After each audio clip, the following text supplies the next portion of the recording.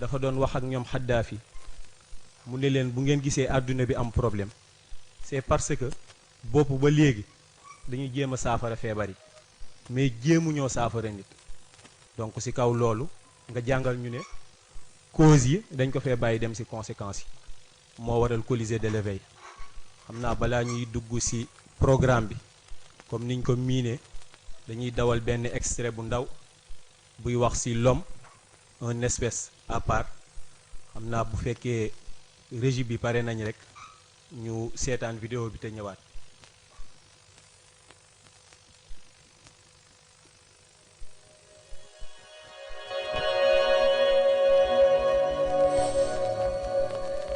Si l'homme ne se distingue ni par sa domination, ni par ses performances, ni par son intelligence, il lui reste néanmoins une certitude indiscutable, celle de sa propre identité, inaltérable et incompromise. Mais au risque de le vexer, l'homme représente plutôt une collection d'espèces cohabitant dans la plus parfaite des collaborations. L'humain fonctionne grâce à des dizaines de milliers d'êtres microscopiques, sur et dans son corps, et sans lesquels il ne peut tout simplement pas vivre. Même propre, toute la surface de sa peau est couverte d'un tapis d'animaux microscopiques, de champignons et de bactéries, qui agissent comme un bouclier protecteur contre les infections. Et son odeur corporelle, si individuelle, si personnelle, n'est autre que celle de son mélange bactérien particulier, dans une sueur autrement inodore. Au plus profond de son être, le mélange de bactéries intestinales est lui aussi propre à chaque personne. Mais elles ne font pas que permettre sa digestion. Elles influencent également sa santé plus globalement. Comme un second cerveau, elles façonnent aussi ses comportements, ses humeurs, et jusqu'à ses goûts et sa personnalité. Les micro-organismes du système digestif sont extrêmement nombreux. 100 000 milliards, soit 10 fois le nombre de cellules d'un corps humain. Même ses propres cellules ne sont pas aussi purement humaines qu'elles ne le pensent. Au fil de l'évolution, des bactéries ont été intégrées, domestiquées et naturalisées pour finalement ne plus quitter l'intimité des cellules humaines et devenir essentielles à leur fonctionnement. Et même à l'échelle la plus intime, celle de ses propres chromosomes, l'intégrité de cette humanité est remise en question. Depuis la nuit des temps, l'homme a régulièrement incorporé dans son génome des centaines de gènes étrangers. Au total, il s'agit de plus de 100 000 fragments de virus, soit 10% de l'ensemble du génome humain. Finalement, l'humanité dans son intégrité même n'est rien d'autre que le fruit d'une immémoriale collaboration interespèces. Dès lors, toutes les prétentions de l'homme par rapport aux autres espèces apparaissent aussi inappropriées qu'insignifiantes. Ok. Comme ni ñu ko suivre ci vidéo bi, c'est parce que l'homme dépasse de loin les autres créatures. Mais ndax nit ki xam na ne moom raw na yeneen créatures yi. moo tax Colisée de l'éveil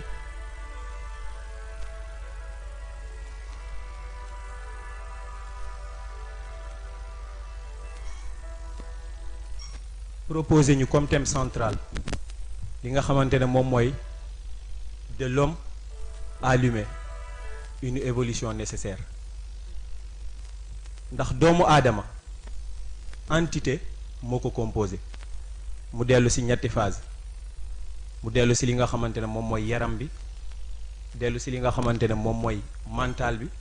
dellu ci li nga xamante ne moom mooy ruux bi. te ñoom ñett ñëpp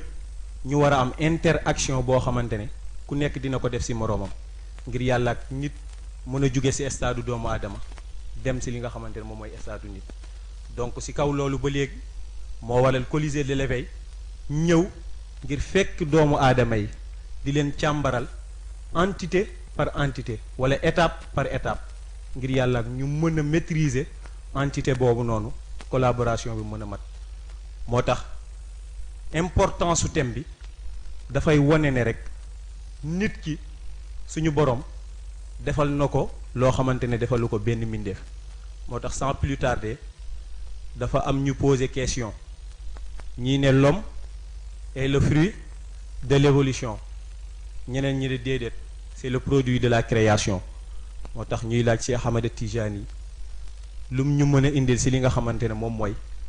ñaari thèse yooyu nga xamante ne nit ñi indi nañ ko.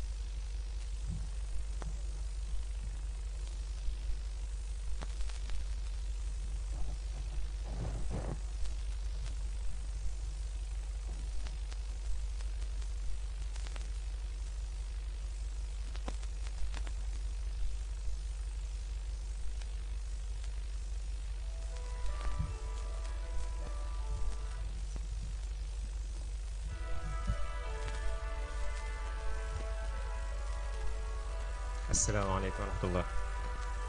su ko defee ñu ngi nuyu sang bi maam Cheikh di nuyu say invité maam Babacar Sy ak maam Pape Cheikh di ziar ñëpp di baalu ñëpp àq xam naa ni ko Moustapha waxee rek ci thème bi xam nga dañu wax ni de l'homme à l'humain une évolution nécessaire sëriñ leeral na ko bii passé nit ki naka la mën a def doomu aadama bi naka la mën a def ba dépasser étape doomu aadama ñëw ci étape bu nit su ko defee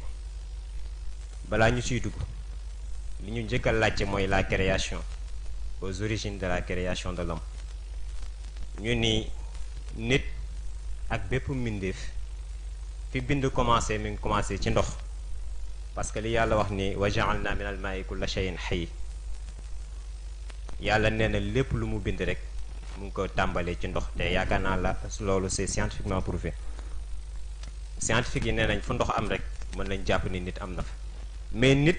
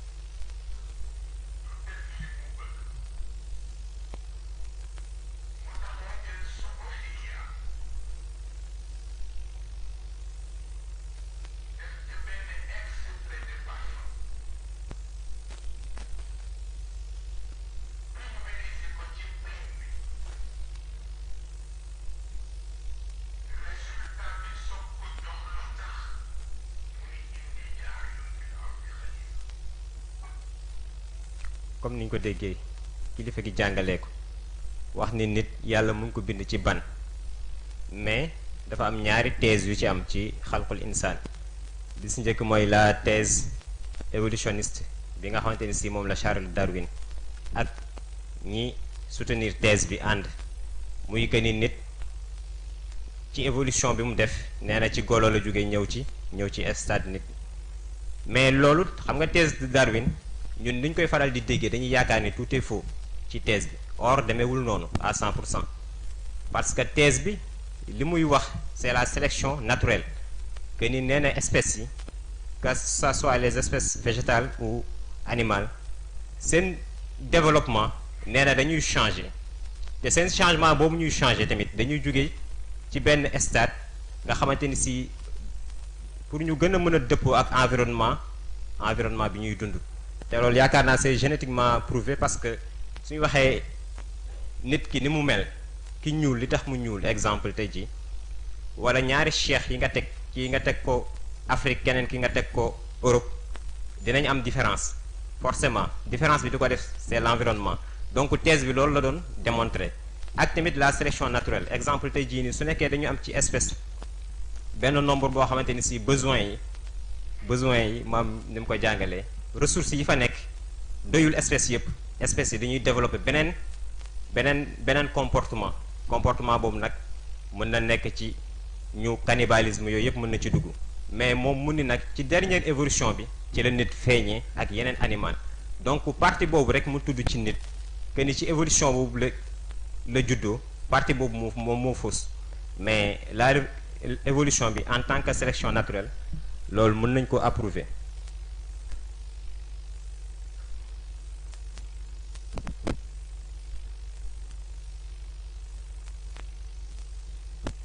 bi sëriñ waxee ci la thèse religieuse bi nga xamante ni si moom moo ci ëpp solo te ñun moom la ñu jàpp que ni yàlla dafa bind doomu aadama ci ban alquran nag indi na façon bind aadama ci anam yu bëri mais yooyu yëpp ay étapes la wax na yenn saa yi mu ngi bind aadama ci turab yenn saa yi mu ni mu ngi bind aadama ci tiin yenn saa yi mu ni mu ngi bind aadama ci tiin lazib yenn saa yi mu ni min salsalin min hamain masnun yenn saa yi mu ni tamit min salsalin kal faxaar mais yooyu yëpp ay processus la parce que nit 4 éléments lañ ko bindee 4 éléments mu nekk les éléments de la matière mu nekk ndox mu nekk suuf ngelaw ak safara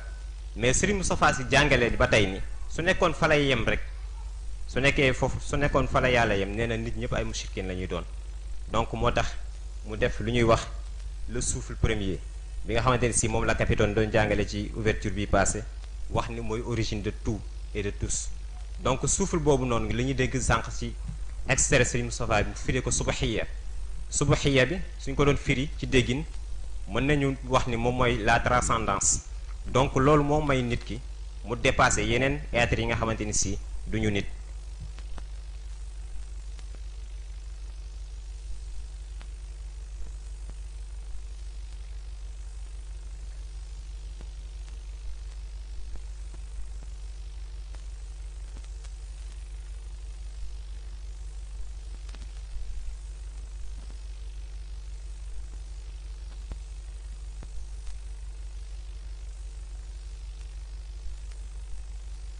bi yàlla pare ci bind aadama xam nga 2 phases la bi mu bindee aadama ak après aadama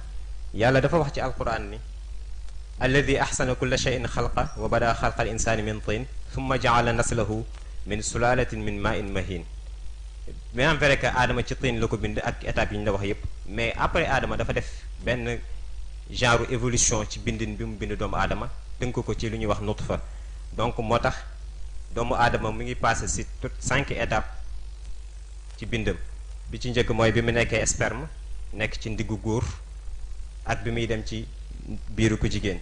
donc bi mu fa jugee mi ngi dem ci l'adhérence à l'alaq bi mu ci jugee mi ngi dem ci embryon bi mu ci duggee tamit mu ngi dem ci formation des os nga xamante ni si fa la yàlla commencé tissu osseuse yi mu établir que tissu osseux beneen bi si topp mu def chair su ko defee yooyu yëpp yàlla relaté na ko ci alquran ci façon bu leer nañ déglu aaya bi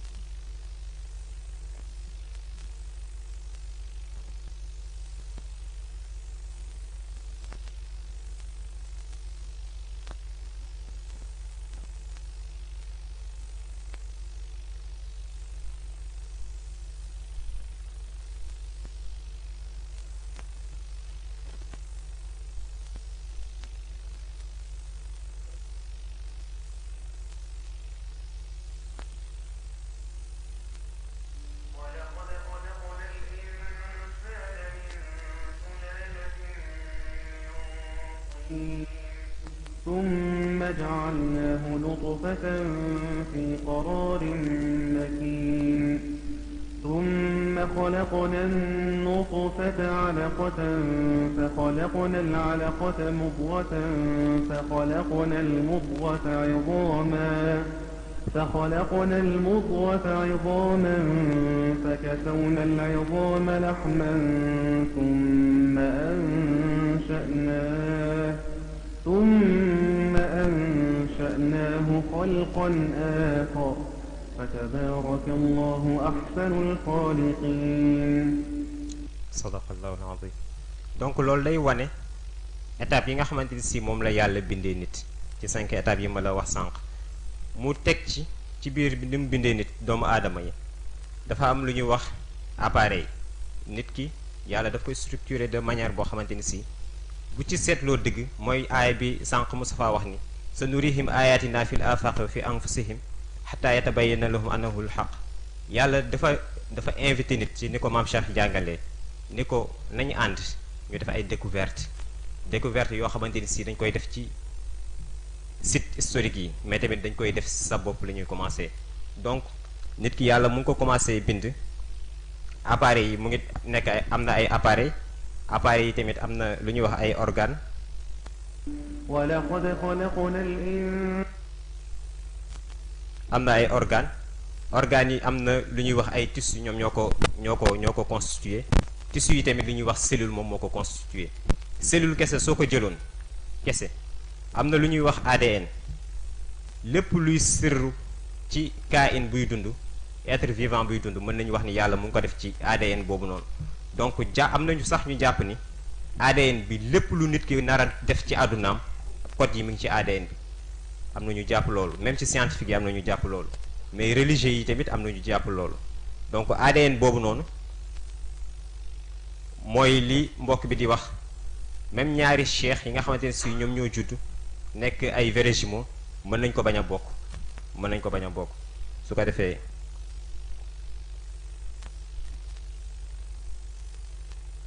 lii animé yooyu yëpp nag mooy li ñu jàng ci souffle de vie nga xamante ni si moom la capitaine jàngale ni moom mooy an-nafs moom mooy alimenter lépp loo xamante ni si moom mi ngi ci yaram moom mu ngi ci yaram moom moo koy alimenter moom tamit mooy tax nit ki mën a exploiter les ressources yi nga xamante ni si moom la war a xam ci àdduna bi yëpp. su ko defee ci nafs yi sëriñ dafa jàngale ni dafa am ñett nafs am na nafs alxayawaaniya te nit ki war ko xam ci boppam mooy lii tax nit ki di dox lan mooy alimenter motricité boobu noonu. am lu ñuy wax an nafs an nabatiya mooy li nga xamante ni si moom mooy l'âme végétale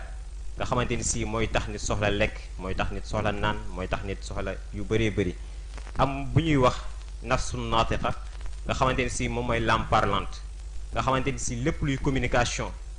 interpersonnelle moom moo koy assurer ak communication bi nit ki di am tamit ci boppam parce que nit il faut muy communiquer ak boppam avant muy communiquer ak nit ñi loolu yépp nafsu naatiqa moom moo ko gérer te yii yépp suñ ko waxee mu ngi tënku ci physique gu nit. donc il est temps nit ki xam yooyu mooy yan xam tamit utilité bi ak nan la koy mën a maximiser l'utilité. donc su ko defee dañuy dem ci phase 2 bi muy nekk l'utilité dañuy bàyyi Moustapha Mbengue rek moom moo continuer.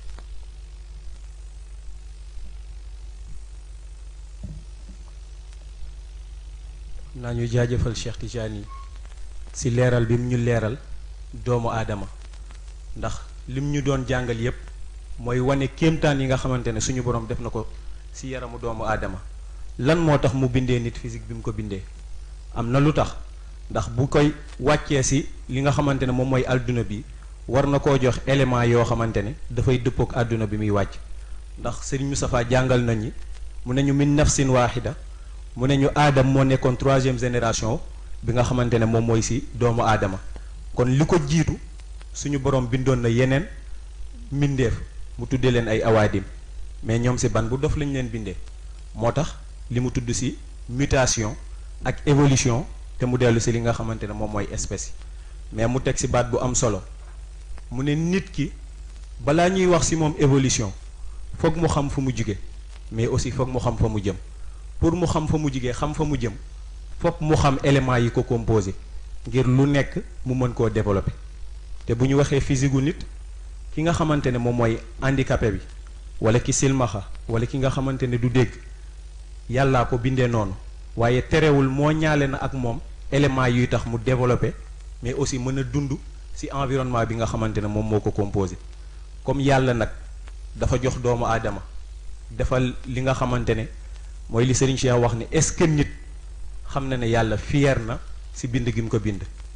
moo tax inni jaa'ilun fil ardi xalifa dañ koy mérité naka lañ koy mérité nag dañuy bàyyi ak suñu imam Lamine moom mu indi ñu li nga xamante ne moom mooy utilité yi.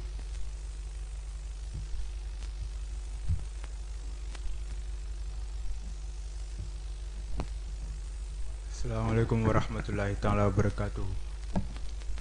ñuy jiital ci nuyoo bi l'initiateur du Colisée de l'éveil di suñu sang Seyd Cheikh Ahmed Tijani di ko jotal nuyoo ci kilifaam Seyd Mouhamadunil Moustapha di nuyu sang yu tedd yi nga xam ne ñoom la àndal di ci jiital Mame Babacar Sy ak suñu sang Seyd Cheikh Ahmed Tidiane Sarr ak mbokk yi nga xam ne yëpp ñu ngi ñuy suivre ñu toftal rek suñuy kàddu ci kàddu mbokk yi nga xam ne ñoo ñëw avant ñun xëy na indi nañu l'entité humaine pour xamal ñu mooy lan parce que li tax ñu ne entité humaine parce que nit élément de synthèse la ko maam Cheikh tuddee kon du benn mbir kese moo composé nit mais dafa am yu bëri yu daje yoo mën a tax ñu ne nit ñu ne de l'homme a lui une évolution nécessaire maam jàngaloon ñu ni am na composante yoo xam ne buñ ko listé ñu mel ni ñu war a mel fonctionner ni ñu war a fonctionner ñu ne humain am na waaye nag bu fekkee ne fonctionnement bi baaxul wala am na ci ay éléments yoo xam ne meluñu ni ñu war a mel wala boog présent wuñu nekkagul humain homme lay doon xëy na ñu ni tamit ci évolution boobu noonu nga xam moo ci war ci la ñu nekk mais mu jàngale ba tey li nga gis ci schéma bi ñu ne corps esprit ak âme parce que ñett dimension ñoo composé nit ñu ne la dimension physique yaram dugg ñu ne la dimension mentale xel dugg ñu ne la dimension spirituelle lépp lu koy lié ak boroomam daal di dugg moo tax ñun bi ñu intéressé comme mooy la dimension physique ñu définir li nga xam ne mooy son principal constituant mooy yaram bi mu ne le corps servant de support aux dimensions immatérielles de l'entité humaine parce que ñu ngi wax utilité wu yi nga xam ne ñoo nekk ci dimension physique mais luy waral tax sax surtout ñu jàng utilité yi mooy bëri na koo xam ne ci wutum yàllaam day toroxal yaramam bëri na koo xam ne ci wutum yàllaam jàpp na ne day yafal xelam kese-kese kii jàpp na ne day yafal ruuxam kese-kese alors que pour nit mën a mat nit jëmm ji la yàlla jox lu mu la nuru lu suufe loo war a teral la mais loo war a entretenir la parce que dafa am relation directe ak yeneen entités yi développement am dafay lié ak développement wu yeneen yi am na nu mu koy jàngalee ci baatu cannibalisme ci sa benn entité booy développé bàyyi yi ci des ba ni ngay demee ba benn entité bi mel ni luy lekk yi ci des ba loolu day mel ni dem ba existeetul te yàlla doyew ñu loolu moo tax muy ni esprit âme ak cœur yooyu yëpp nekk ay éléments yoo xam ne c'est immatériel parce que âme bi mooy ruux bi mu jàngale ci aller-retour ne ruux mooy lié entité humaine bi ak boroomam wala boog moo koy lié ak beneen àddina bi nga xam ne fa la jóge kon ruux dëkku fi mais pour mu ñëw fi aussi il faut que mu am support beneen bi mooy l'esprit te l'esprit c'est le système d'exploitation du cerveau mu mel ni boobu aussi dafa immatériel pour mu évoluer ci àdduna bi foog mu am fi support bi ci des mooy cœur xëy na cœur mën nañu tudd le cœur en tant qu'organe mais am na tamit le cœur immatériel kon nag ci njëriñ yi nga xam ne moom la dimension physique am ba léegi ñu noté ci loolu muy servir bi muy servir de support aux entités immatérielles mais loolu ba tey xëy na mën nañ ko gën a topp ba def ci ay spécificités yu ci am ñu gën ko xool xam nga tudd na le souffle de vie te mooy nafs souffle de vie bi moo tax corps ci boppam moo tax mënoo wax dimension physique te tuddloo souffle de vie parce que mooy mën a tax mu fonctionner parce que yi ñu wax yépp muy lu matériel il faut que souffle de vie bi nekk ci pour mu mën a animé wu dafa mel ni dafa mel ni électricité booy tax mooy tax mu mën a allumé wu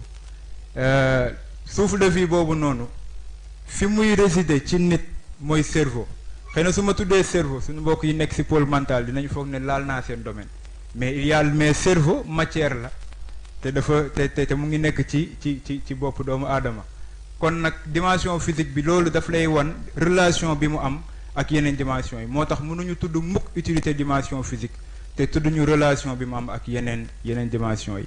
mu mel ni cerveau boobu noonu ni mu abrité souffle de vie noonu la abrité esprit noonu la abrité subconscient noonu la abrité le conscient et cetera yooyu noonu yëpp c'est immatériel pour mu mën a accompagner nit il a fallu que mu am un support boo xam ne ci lay nekk bi ci des mooy xol ne moo abrité ruux comme ruux étranger la fi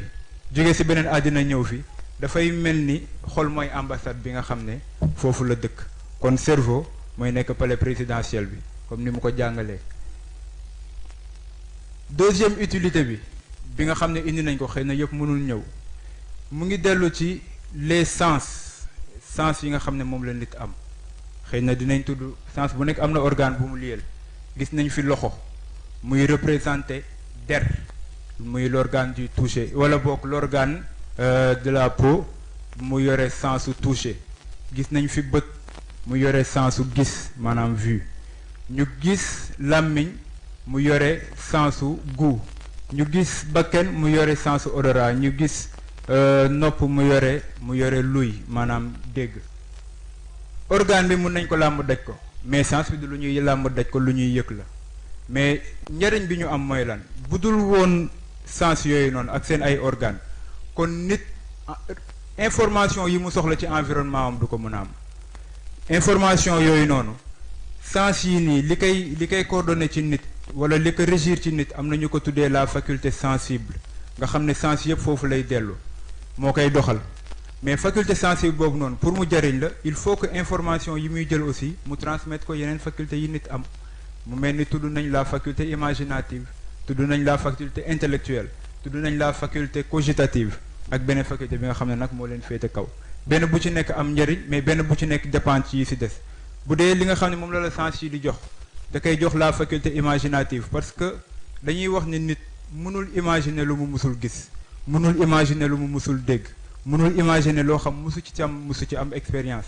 ba di la wax ne la waruloo sax imaginer nu yàlla mel parce que li nga mës a gis li nga mës a dégg li nga mës a am expérience yëpp amul ci monde sensible bi amul ci dara lu nduroog yàlla moo tax ñuy bañ nga koy imaginer parce que imagination sens yi ñoo koy dundal ñooy tax mu mën a développer wu xale bu ndaw a ndaw di soog a juddu imagination am demeegu fa noonu booy màgg ci lay mën a développer parce que am nga tuuti expérience ci say sens mais imagination boobu li muy njëriñam mooy dafay dimbali sa faculté intellectuelle mu daal di faculté intellectuelle bi dimbali faculté cogitative bi yéeg dama bañ a dugg ci dimension mentale bi ak bi ci des mais pour nga xam ne physique bi lu mu doon nduru la lu suufee daf ci am lu bari loo xam ne ci immatériel ay dimension yoo foo ne moom nga jàpp ne ñoo féete kaw yu ci dépendre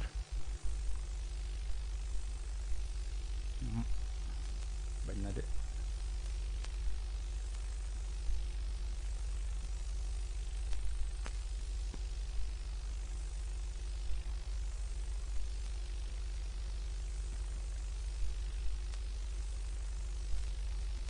xëy na bi ñuy jeexalee ci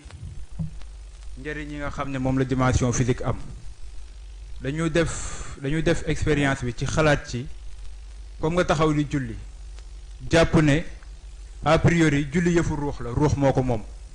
mais ngay julli di xalaat ne pour mu sotti il faut que nga taxaw il faut que nga sëgg il faut que nga sujjóot lu nekk il faut que nga def ko mais acte yooyu noonu yëpp ngay def du ruux bi moo la koy defal sa jëmm moo koy def te jëmm ji pour mu def ko il faut que nafs bi habité ko pour mu mën a yëngu moo lay wan ne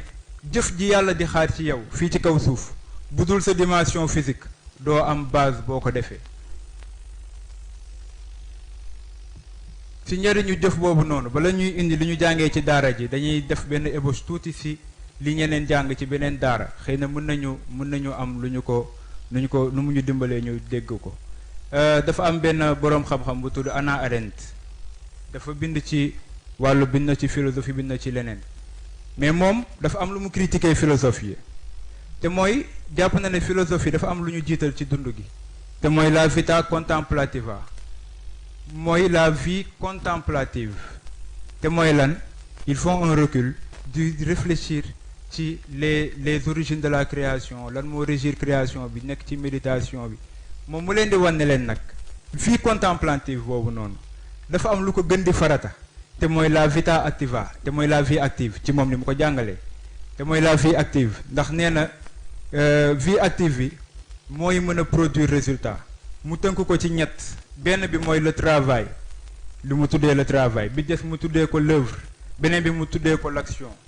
le travail nee na moo lay tax nga fàggul sa bopp lu lay permettre nga dund fii faj say soxla l'œuvre ci ngay liggéeyee loo xam ne valeur bi c'est une valeur immatérielle mais nit mën na see jariñoo ba àddunay tukki beneen bi ci des nag mooy l'action moom si ni mu ko jàngalee mooy jëflante bi nga xam ne moom la ñuy jëflante ci suñu biir moom foofu dafa jiital action xëy na mën nga ci indi benn critique nag parce que vita activa kese jëf ju ne dafa am lu ko lal dafa am soubassement booy jëf da ngay xam lu tax lu jar ngay jëf te loolu noonu nag si xalaat ak yi si des si nga koy xamee mais ba tey pour wane importance bi nga xam ne moom lañ jox jëf beneen bi ci des mooy li maam Cheikh jàngale woon xëy na ñu ngi koy gis ci réécoute ouverture bi compilation bi ñu gis mu ne juróom-ñaari secteurs yi yàlla jox nit benn bi mu tudd ruux mu nekk au sommet mu war a veiller ci jikko yi ñaareel bi mu tudd fitra parce que fitra moo yore sa xarisa mais moom la ñu seexale ak ruux pour muy jàppalanteeg moom ginnaaw gi mu indil ko wax yu muy conscience mais conscience suuf bu noo am conscience ci loo fàttalikuwul moo tax ñu taf ko zakira te mooy mémoire moo koy fàttali beneen bi ci des ñu indil ko aql parce que yii mu indi yii yëpp fond bi la ñuy assurer mais fond bi nan lay amee il faut que xel moo la koy jox mais xel aussi dafa am nu muy doxee te loolu logique moo si jàppale xel muy mantiq mooy 6e secteur bi mais 7e secteur bi mu indi mooy al amal maanaam jëf parce que nee na jëf la ñu sant pour mu veiller sur les résultats kon nag développement bu sa ruux am développement bu sa fitra am développement bu sa xel am bu sa conscience am yépp buñ ko nattee ci sa jëf war nañ ko gis parce que suñ ko gisul day indi déséquilibre yi mu wax te mooy li mu ne mooy jur crise de personnalité mooy tax mu nekk lu primordial mais mu indi ci benn brèche ci wàllu yitte parce que jàpp na ne jëf bu nekk dafa war a tegu ci yitte nag ak yëngu bokkul sang bi laa dégg mu ne bari dugg nekk ci dara ko gën ndax bis bu jot nga xëy di dem di dikk mais bu ñu xool en terme de résultat amul dara lu mu jur loolu kenn mënu ko tuddee yitte beneen bi mooy yitte daf lay jëmale ci sa borom buñ ko xoolee ci résultat bi mais coono boo daj ci caaxaan mënuñu ko tuddee yitte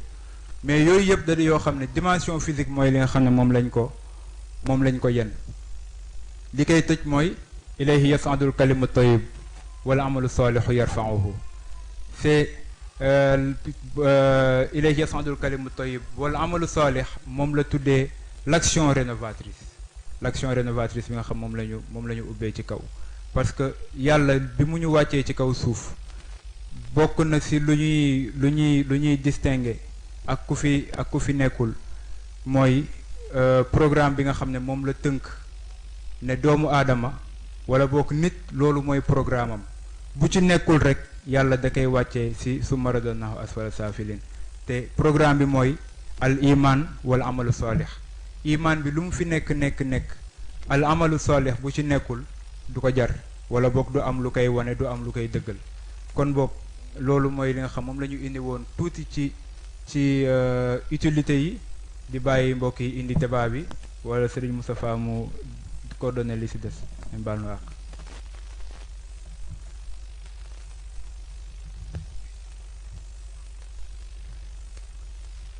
xam naa ñu remercier suñu mbokk Lamine xam naa ku leen dégg ñu wax dinañ foog ne ay professeur d'université lañ waaye ay njabootu jàmbur lañ moo tax yàlla na yàlla barkeel di delluwaat di nuyuwaat bu baax a baax suñu mbokk yi nga xamante ne ñoo ñuy suivre suñu plateforme yi moo xam ci YouTube Twitter wala Instagram ñu ngi leen di nuyu bu baax a baax xam naa comme ni nga xamante ne noonu la ñu ko indilee si li nga xam ne mooy utilité yi indil nañu fonction yi mais en même temps indil nañu utilité yi parce que bët fonction mooy mu xool mais li nga xamante ne moom mooy utilité am dëgg mooy gis-gis du yemati rek gis mais gis-gis parce que li góor gi jàngale si Gambie 2018 mu ne nit ñi suñu borom daf leen di jox ñaari bët ñu bëgg a xoole benn bët mu jox leen ñaari tànk ñu bëgg a doxee benn tànk mu jox leen benn làmmañ ñu bëgg a waxee ñaari làmmañ donc moo tax organe yooyu noonu nga xamante ne moo nekk ci doomu aadama bi foog mu yar ko bu bëggee évolution bi nga xamante ne moom moo war a am mu def ko xam naa sans plus tarder rek dañuy dem directement ci li nga xamante ne moom mooy intervention yi ndax jàpp naa ne solo exposé bi foofu lay génnee ndax échange la théâtre intellectuel lañ wax donc échange yi mooy gën a enrichir li nga xamante ne moom la fi mbokk yi wàcc dañuy ñaan suñu mbokk Ibrahima Mbeng bu paree mu ñëw suñu mbokk Daouda Ndiaye mu wàcc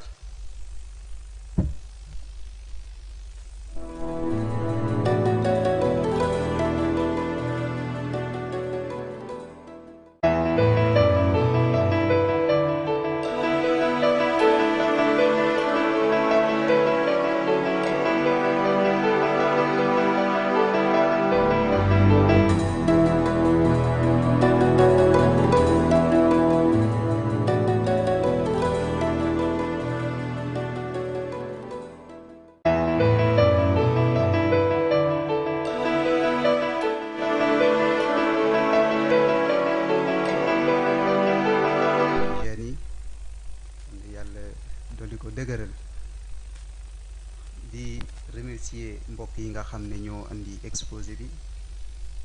di leen jaajëfal di leen ñaanal yàlla xam naa mbokk yi ni ñu àndee exposé bi leer na te itam luñ ci dolleeti comme contribution presque day ñàkk xëy na benn question bi ñu xawoon tourmenter l'esprit moom la ñuy andi ndax dañu andi ci principe de l'équilibre wax ni faaw ñi nga xam ne mooy élément yooyu 5 éléments yi nga xam ne wala boog li composé presque nit ki ñoom ñëpp faw ñu nekk en collaboration léegi nag am lu nekk suñu pour équilibre am li xaw a nekk suñu problème mooy est-ce que benn ci élément yooyu noonu composante yooyu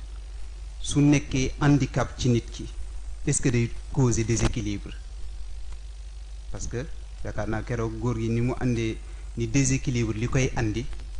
moom mi ngi ko jëmale ci li nga xam ne Mame Cheikh bi mu koy andi mi ngi wax ni bu dee élément yooyu nga xam ne moo di juróom-ñaari secteurs yi am na lu manqué ci seen collaboration loolooy andi déséquilibre ci nit ki te mooy ñuy gis ci moom manque de personnalité suñu problème nag par rapport ak àdduna ni muy doxee gis nañ ni wàllu économie par exemple parce que nit jamono noonu la ñuy duggee ci économie la ñuy dund presque voilà pour nga mën a agir ci benn secteur la plupart soit dañuy utiliser sa composante corporelle wala boog sa composante mentale peut-être spirituelle bi boobu bëriwul lu ñu koy utiliser moo tax daal suñu question loolu la mooy est-ce que benn ci sens yi wala composante yi su nekkee handicap ci yow est-ce que day causer ci yow déséquilibre donc loolu la ñu bëggoon ñu andi ko leeral ñu ci tuuti parce que xaw na ëlëm xel ngi jégalu bu baax physique puisque ñu ngi ci domaine physique bi moo tax dugguñu ci mental bi ak ruux bi mais juste physique bi rek benn ci ñoom su nekkee andi moo xam bët bi parce que ki nga xam ne nekk na silmaxa est-ce que dañuy jàpp ni kooku dafa nekk nit ku déséquilibré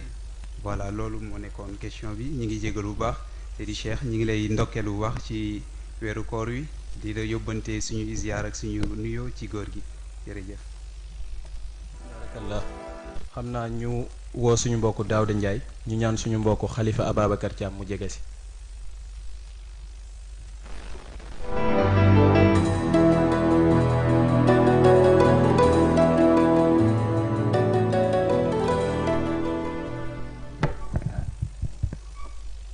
xam naa ñu wax asalaamaaleykum wa rahmatullah di jiital ci nuyoo bi sang bi Seyd Cheikh di dellu di ziyaar waaye di masaw coono di nuyu ñi nga àndal ñëpp sang yi ak ñi nga xam ne ñoom ñoo teew ci Colisée de l'éveil bi xëy na ñun suñu d'abord dañuy remercier les exposants ci ñu indil ci entité wala boog dimension physique de l'entité humaine lu dellu ci composantes yi ak ci utilité yi xëy na suñu question benn bi Moustapha brossé na ko parce que da ngeen tudd ci composantes yi ngeen indi les 5 wala boog les 5 sens xëy na Moustapha indi na ko parce que dañu bëggoon ngeen def distinction entre leur fonction et leur utilité mais Moustapha comme ni mu ko indee yaakaar naa dañuy dem rek ci beneen question bi ñuy amaat mooy dellu ci ba tey bi ngeen di dugg ci entité humaine bi ci composantes yi tudd ngeen les éléments wala boog les 4 éléments de la nature comme ni ngeen ko indee mu dellu ci l'air l'eau le vent le feu ñu doon laaj foofu tudd ngeen nit interaction bi wala bokk impact bi premier am ci éléments yooyu ñu doon laaj léegi bu fekkee nit la yooyu 4 éléments yooyu noonu seen impact ci nit surtout ci cadre jëfinam wala bokk jukkoom naka lañ koy appréhender xëy na loolu moo dellu woon ci suñu question di jégalu bu baax asalaamaaleykum wa rahmatullah. naa ñu ñaan suñu mbokk Khalifa Ababacar Thiam mu ñëw suñu mbokk Pape Morlo mu ñëw si kanam jege si.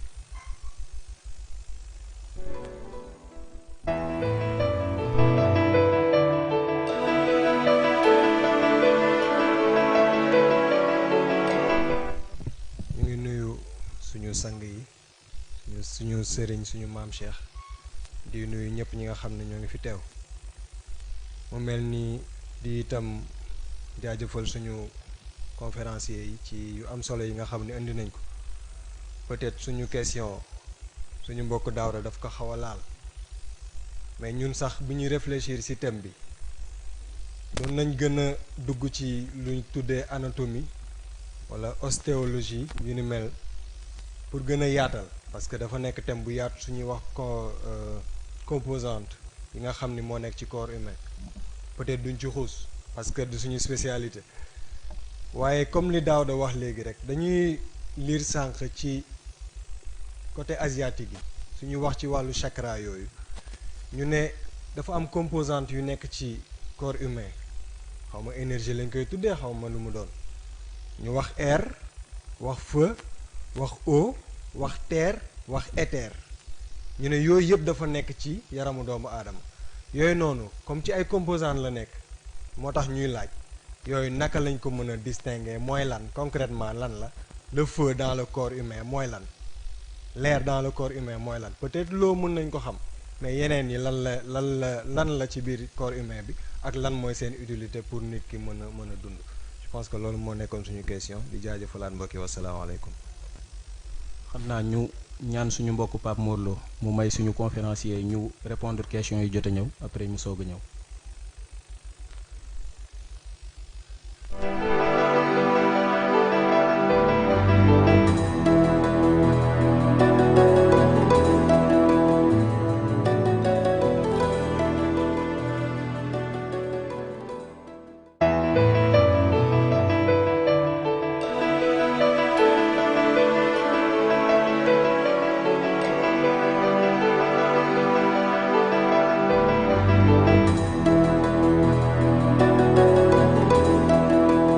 humain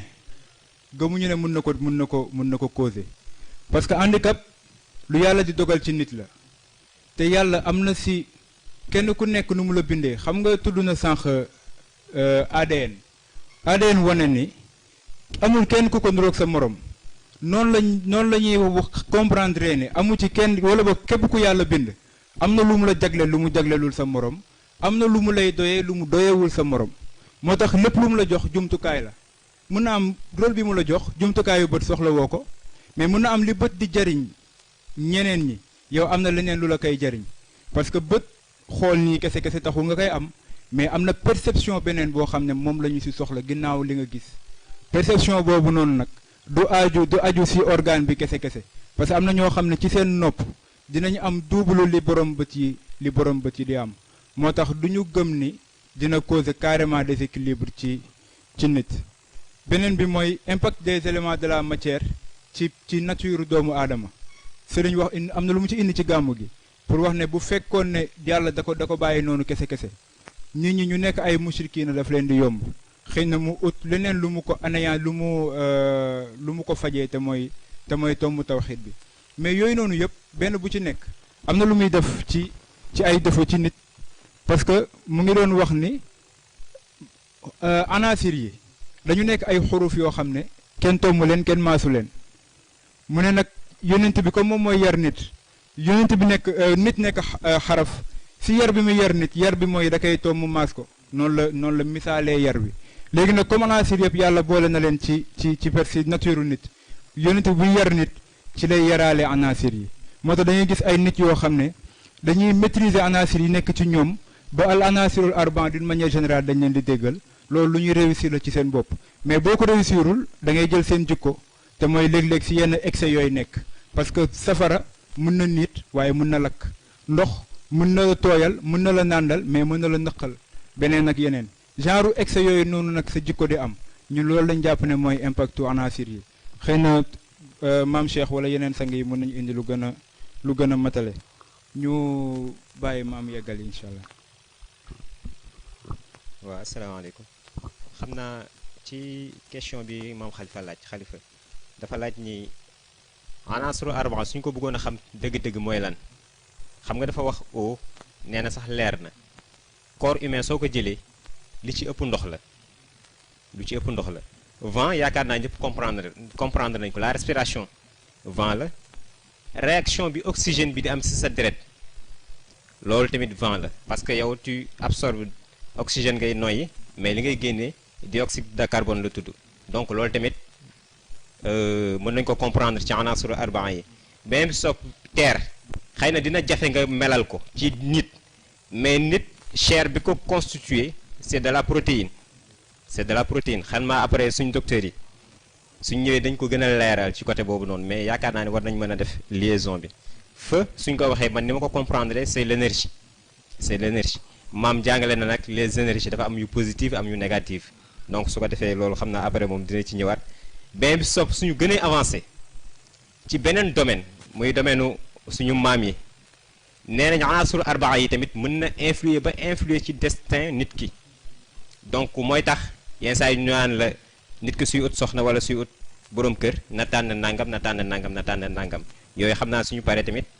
ñu gëstu ko si suñu waajur yi loolu la ñu amoon lu ñu ciy rajouté asalaamaaleykum. xam naa ñu ñaan suñu mbokku Pape Mor Lo mu jege si ñëw suñu mbokku Diak Thiaw mu ñëw si kanam.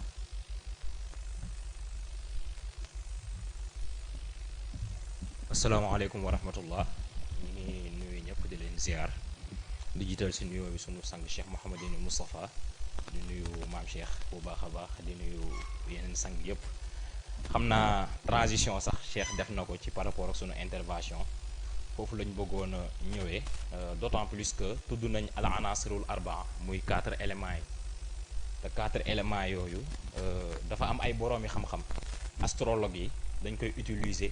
di mën a def lu ñuy tuddee peut-être horoscope mën naa ko tuddee horoscope parce que bu ñu seetloo 12 horoscope yëpp bu ci nekk dafa am benn élément bu mu àndal kaat yi ñoo ànd ak maa bi yeneen kaat yi feu bi yeneen kaat yi 3 yi boog du moins la moo ànd ak kii bi feu yeneen 3 yi ànd ak terre yi beneen 3 bi ànd ak ngelaw li yeneen 3 bi ànd ak beneen bi stop léegi nag loolu bu fekkee dañu wax loolu par rapport ak destin wu nit ñi ak conséquence bi nga xam ne moom la élément yi am ci loolu est-ce que loolu nit mën na ko renverser xam boo xam yi comprendre fi may waxee par rapport ak nature nit ak élément yi intervention bi mu am est-ce que nit am na capacité wu renverser loolu noonu beneen bi stop mooy dañu wax sànq tudd mu muy ne ci jàppo bi mooy action rénovatrice instant bi muy jugee ci application bi ak pratique yi ni ko Serigne Moustapha ni melalee woon jëm ci yiw julli bi nga xam ne da ngay utiliser say cër kàbbar ngay def da ngay sëgg da ngay siggi da ngay sujjoot ak kàddu yi nga xam ne moom ngay tudd déjà xawaasul xam sa yëpp dina réagir ci ban étape lay jugewee ci état bu yaram bi physique bi jëm ci état bu yiw bi nga xam ne après dafay intervenir directement ci sunu borom beneen bi mooy bu ñu tuddee nit wax composante am dafa am beneen composante boo xam ne peut-être du jógewul ci moom kese mooy influence extérieure yi société lay dund nit mënul dund moom kese mais ci société lay dund léegi influence extérieure yooyu par rapport ak nature am d'abord mooy ni nga xam ne noonu la composé woo mais aussi par rapport ak moom nekkinam ci société boobu noonu donc yooyu tamit ban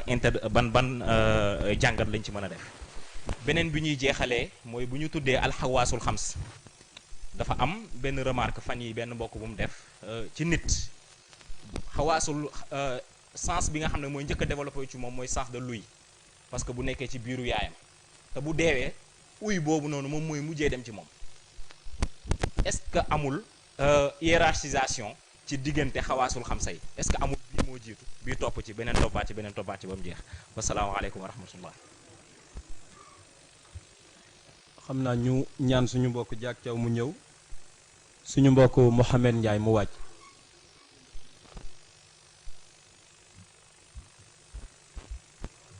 asalaamaaleykum mbokk yi asalaamaaleykum mbokk yi ñu ngi leen nuyu yéen ñëpp di ziar kilifa gi ak mbokk yi mu àndal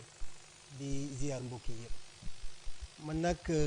sama intervention peut-être approche bi nga xamante ni développé nañ ko thème bi ma déggee thème bi ñu wax la dimension physique wax composante wax utilité dama doon xaaree ñu ñëwee plus ci composantes yi dugg ci xool seen interaction ba nga xamante ni dañu xam ni composantes yi bu taxawee kat utilité yi lii lay doon loolu laa doon xaaree ñun bu ñu commencé ci composantes yi rek dañuy wax ci commencement bi ci jàppoo yi lire nañ ci composantes yi ñu ngeen commencé ci peut-être cellule appareil jaar ci après organe doog a ñëw ci cellule te ñun ñi nga xamante ni peut-être dañuy liggéey ci domaine boobu parce que ci ñaari domaine mu nekk santé ak activité physique ñun ci composantes yi dañuy commencer ci niveau chimique bi microscopique commencer ci atome ñëw ci molécule ñëw ci organique ñëw ci cellule ñëw ci tissu ñëw ci système doog a ñëw ci organisme bi ñun noonu lañ koy constituer donc ci wàllu foofu da ngay xool ni kat ci zarr bu ndaw boobu ñuy wax ci muy jógee ci atome ba ñëw ci organisme xarañ suñu borom rek moo ko mën donc ci wàllu foofu tamit toujours ci composantes yi dañuy xool ni kat ci li nga xamante ni moo composé nit ci côté organes yi organe noble bu ci nekk rek day gis suñu borom dafa def xigmaam bu ñu jëlee bopp bi crâne lañ def ci biir crâne lu fa nekk cerveau mu protéger ko avec os boo xamante ni tey jii lu ko toj yombul ñu ñëw ci xol sternum la ñu am fii mu jël xol bi teg ko ci ginnaaw tiers inférieur sternum bi ñu ñëw ci ginnaaw ñëw ci colonne vertébrale mu jël moelle épinière bi dugal ko foofu te yooyu dañ koy woowee organe noble donc peut-être yooyu buñ ci ñëwoon dañu gën a xamaat xarañ suñu borom ci par rapport ak composantes yi sur la dimension physique parce que ci foofu la ñuy dem ci utilité yi parce que man damay utiliser peut-être physique pour jaamu yàlla des fois ma torturer ko ba nga xamante ni tey jii ci côté julli dinaa mën a teewlu ba def li nga xamante ni moom la ñu laaj ci julli mais aussi ci biir foofu utilité bi dama koy utiliser def activité physique te activité physique boobu moom mooy may def mooy développer sama xol mooy développer organe bépp boo xamante ni moo nekk ci kii mais mu may permettre ma prévenir aussi ay maladies parce que bu ma koy def damay prévenir ay maladies donc question bi may poser mooy est-ce que dimension physique bi ñuy wax dafa nekk au service des autres dimensions wala les autres dimensions ñoo nekk au service de la dimension physique pour bañ a guddal rek peut-être bu taamoon nañu bañ a développer jërëjëf.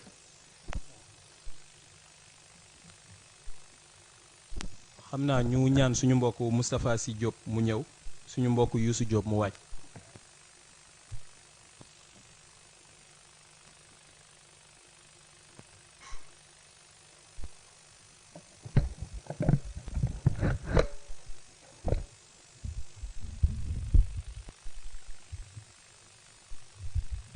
salaamaaleykum wa rahmatullah xam naa ñu ngi jiital ci nuyoo bi rek suñu sang maam Cheikh ko ñaanal yàlla na yàlla mottali yéenam yépp incha allahu rabbi waaw dafa mel ni dimension physique de l'homme dafay am environnement ñun nag dañu amoon benn question bu ñuy poser maanaam impact bi destruction de l'environnement am si la physiologie humaine question boobu lañu bëgg a poser ak aussi environnement physique boobu noonu lan moo koy polluer ñaari question yooyu la ñu amoon salaamaaleykum. xam naa ñu ñaan suñu mbokk Youssou Diop mu ñëw suñu mbokk Moussa Kabo mu wàcc. mbokk yi salaamaaleykum ñu ngi nuyu bu baax di leen ziar sang ñu leen ziar bu baax di ñaan yàlla defal ñu tawféex di gërëm sunu ñaari mbokk yi Cheikh Tidiane ak mbokk mi am na solo lool yaakaar naa ñun dañoo am ay quelques yuñ ci bëgg a indi rek bi ci njëkk mooy fi Cheikh démarré waxtaan wi xam nga borom bi subhanahu wa taala laata muy bind nit dafa defar fi muy nekk d'abord ba pare parce que dafa am rôle bu am solo bu mu war a jouer ci dimension physique bi ñu doon wax xam nga tudd na benn bi muy commencé wa ja'alna minal maa'i kulla shay'in hayy maanaam ndox nekk élément bi yàlla commencé di bind nit loolu da nga ciy déggee ni dan moo tax ci lislaam ci nit ki même sax su bëggee làpp ci ndox fa la koy defee même su amee toj bëgg a làpp ndox la koy defee parce que mooy élément bi njëkk bi yàlla njëkk a jël di ci waajal nit muy gën a évoluer muy jël suuf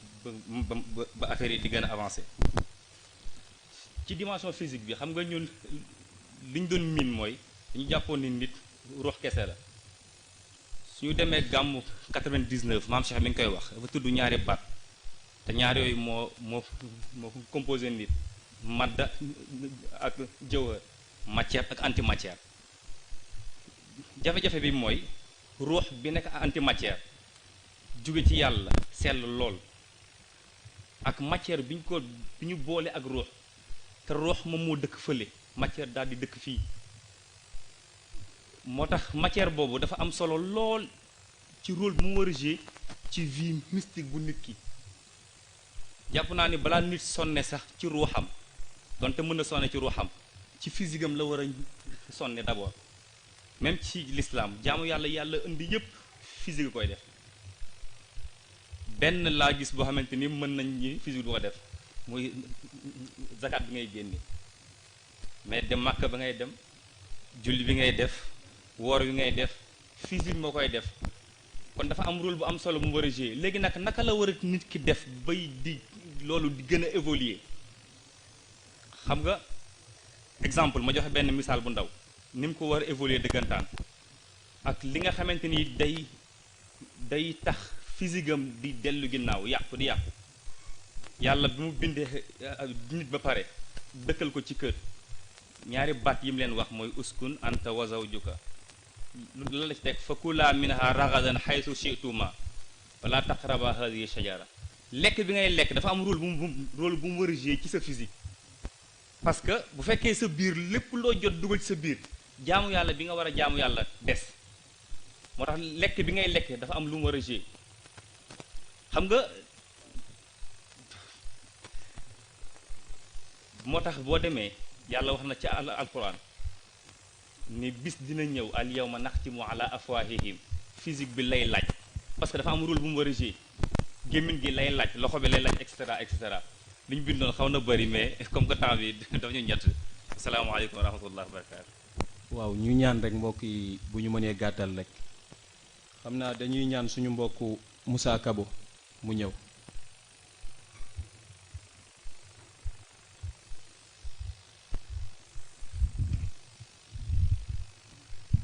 asalaamaaleykum wa rahmatullah ñu ngi nuyu di ziar di njëkkee ci nuyu bi suñu subhaanallah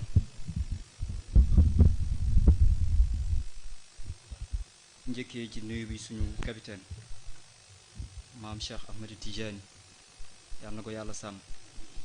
xam naa damay profité di ci l'occasion di wax ni lisaanu xaal képp kuy jeune tey ci daayira bi am na luy yëngu ci yow muy lan muy sérieux bi ñu constaté ci yow muy lan muy pas-pas bi ñu constaté ci Serigne Moustapha muy sa détermination ñëpp a ngi lay ñaanal yàlla na yàlla ma tali xam naa ci thème bi rek ñun dañu gis ni dañu tudd composante tudd utilité ci wàllu composante bi dañu bëggoon rek partager benn relation bi nga xam ne dafa dox diggante la nature et la culture wala boog l'inné et l'acquis xam nga tey bu ñu nee inné ce sont des prédispositions yoo xam ne dafa am ci nit prédispositions yi mën nañu wax ni nit dafa war a mën a wax war a mën a wax et cetera et cetera mais en réalité man damay wax ni bon c'est ma position personnelle peut-être mën naa juum mooy l'inné n'est que ce que l'acquis en fait mooy lan mooy xam nga yonent bi sallallahu alayhi wasallam bu waxee ni képp ku juddu rek da nga indi benn pureté boo xam ne moom nga ñëwaale mais nag lan la ci teg suma abawaahu yu hawidaani aw yu majjisaani aw yu nasraani donc ce qui veut dire que la culture am na benn mbir boo xam ne dina ko def ci nit ki nga xam ne moom juddu na beneen bi mooy dafa am ci biir harmonie boobu noonu xam nga man damay misaale nit comme benn portable xam nga portable dama jàpp ni ruux bi mooy batterie bi xel bi mooy puce bi tactile bi wala boog carcasse bi mooy les 5 sens donc nga gis ni am na benn importance boo xam ne dafa nekk ci xel parce que tey lan moo tax suñu borom subhanahu wa taala du topp ki nga xam ni âge am yeggul fenn bi il n'est pas mature par exemple du ko topp ci dara beneen bi également mooy le malade mental duñ ko topp dara parce que xel ma toxu na donc ce qui veut dire que ce qui va faire le lien entre la nature et la culture moom mooy xel ñu jeexalee ci li ñu tuddee l'utilité donc man dama gis ni utilité de ces sens là ça se situe à 3 niveaux bi ci njëkk mooy la connaissance de l'environnement xam nga oustaz wax na sànq benn aaya wax ni suñu borom nee na sa nuurihim ayatina fil afaqi wa fi anfusihim hatta yatabayyana lahum annahu al-haq ñaar la tudd mooy fii anfus mooy yow sa bopp d'abord fil afaq mooy l'environnement donc il y a une connaissance de l'environnement boo xam ne yow sa physique moo lay permettre nga am ko xam nga maam Cheikh dafa wax ci benn xasida wax ni uhibbu min ad-dunya tabaa'iha ahliha wa fi xubbiha xubbu allazi xalaqa ad-dunya mu ni dama sopp nature bi cofeel bi ma am ci nature bi dem ba yóbbu ma ci sopp suñu borom fi ma jeexalee mooy la connaissance de Dieu xam naa comme temps bi kii na ñu jégalu bu baax salaamaaleykum. xam naa ñu bàyyi suñu mbokk yi ñu répondre question yi fi jot a ñëw.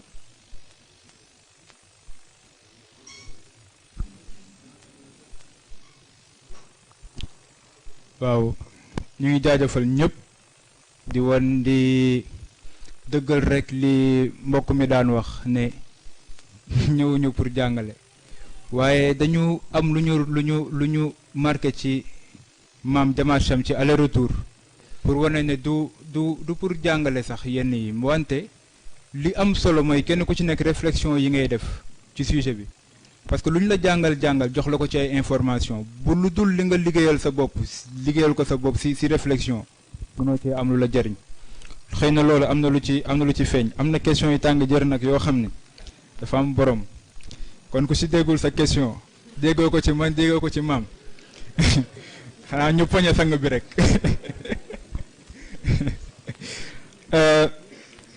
Pape Mor am na lu mu laajte ci zikr bi ngay def di ko defee sa physique ban moment lay jóge ci sa physique nekk yiw sànq laay gis fenn fu sëriñ di wax ne benn bindkat dafa ne àdduna wala boog ci lislaam ni muy yaree amul lenn lu nit di def loo xam dañuy jàpp ne c'est purement pour un intérêt qui renvoie à la dimension matérielle wala beneen soxla boo xam ne ça renvoie uniquement à la dimension spirituelle nee nañ bépp aajo bu nit am lépp lu nit def forcément dimension matérielle am ak dimension spirituelle am dinañ ci jariñu parce que am na fii bis fu góor gi di jàngalee ni suñu cër yi ñu amee dañu amee connexion directe ak suñu xol liñ ciy def muy jëf ju baax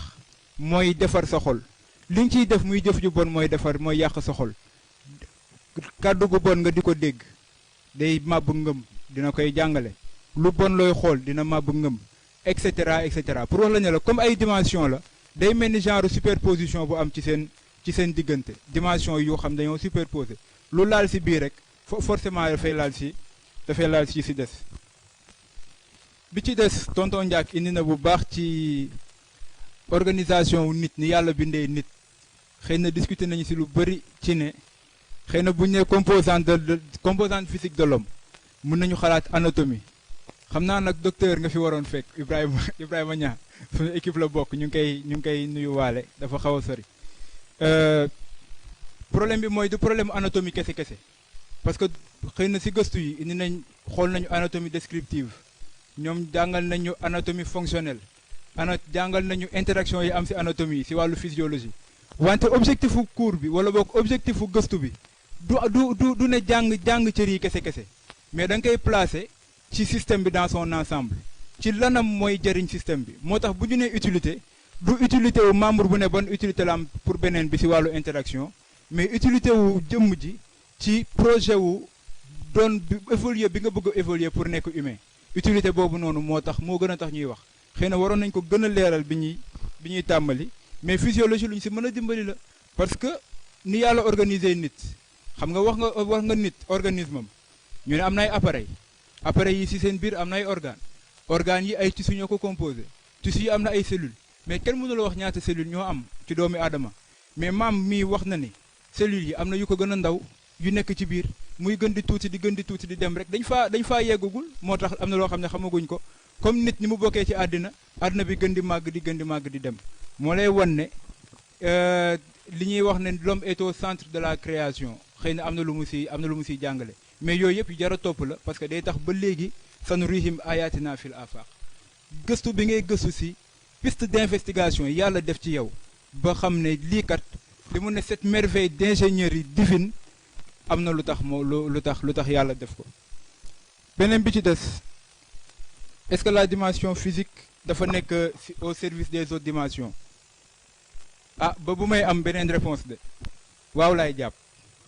parce que góor gi dafa wax ni élection wu nit ak doomu aadama bi mu demee ba war a jeex bi ko yonent bi di réussir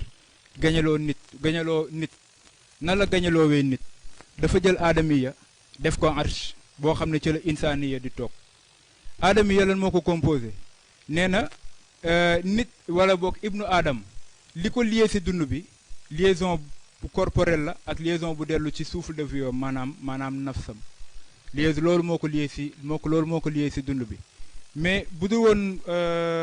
ñaar yooyu noonu dañoo nekk au service de l'autre dimension insaniya parce que nee na insaniya liaison bu dellu ci xel la ak bu dellu ci ruux léegi ñaar yooyu nag ñoo war a utiliser li nga xam ne mooy aadamiya bi am na feneen fu mu koy jàngalee wax ne sax insaniya ñëwul ma nga ca kaw ibnu aadam moo nekk ci suuf mais nag effort bi jëmm ji nekk ci suuf def mooy établir lien bi ba nga xam ne insaniya bi dina ko fekk si liaison bu dul dagg daal di am mais liaison boobu noonu jikko mooy tax mu am te moom la maam Cheikh indi si chiyamun tuhaqiqu jawharal insaan foofu insaniya la indi mu indi jawhar bi nga xam ne buñ tuddee insaan loolu moo tax ñu ne insaniya ay chiyam ay jikko ñooy mën a tax mu am te jikko si jëf lay feeñ muy amal bi nga xam ne moom la ñu indi léegi ndax environnement bi am na impact ci dimension physique bi am na ci impact wante yàlla dafa am équilibre bu mu defaree àddinaam xam nga tudd nañ sax évolution pour ne évolution am na dinañuy wax ne maam Adam par exemple ni mu toll woon nitu tey yi tolluwuñu ko yonent yàlla Nuux ni mu toll woon ci seen époque nitu tey yi tolluwuñu ko nit ñi ni àdduna bi di évoluer noonu la nit ñi di évoluer tout le temps adaptation day am moo tax même bu fekkee ni milieu bi ngay dund dafa am impact ci sa dimension physique mais terewul yàlla def na ay mécanismes d'adaptation yoo xam ne boo jëloon une lignée de génération en génération di nga gis ay transformation yuy am bu ñuy gën di wàcc te loolu noonu milieu bi da koy définir mais tam zone géographique bi ngay dund aussi daf koy définir xëy na yooyu la ñu noté woon peut-être am na yu rëcc sax mën a am maam Cheikh mën ñu ko mottali. waaw ñaari question rek benn bi dañ koy omettre mooy bi Pape Mor loolu laaj wax ni ndaxam mën nañu renverser su nekkee dominance am na ci nu mu tudd sax ci les éléments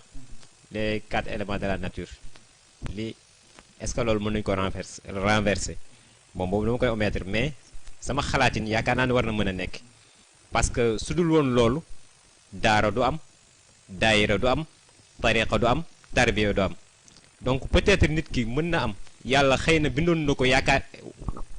wax ni haulaay ahlu naar wala ubaali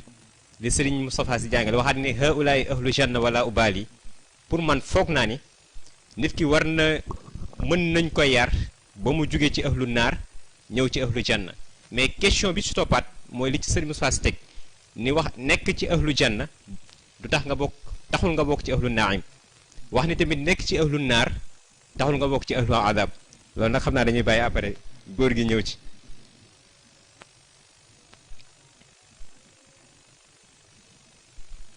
beneen bi sopp ki ko laaj wax ni est-ce que am na succession ci les 5 sens parce que Pape Mor Lo la ba léegi wax ci sama ak basar ak afida yaakaar naa ne war na am succession te daf ko am parce que yàlla bi mu waxee ni dégg la njëkk a bind wax ni gis moo ci topp wax ni xol moom moo ci topp affaire bi noonu la demee même sooy jàng embryologie noonu la demee donc li njëkk a développé ci xale bi mu nekkee xale mooy déggam lii mujj dem tamit su duggee bàmmeel mooy déggam parce que yonent bi jàngale na nee na ñi koy suul sax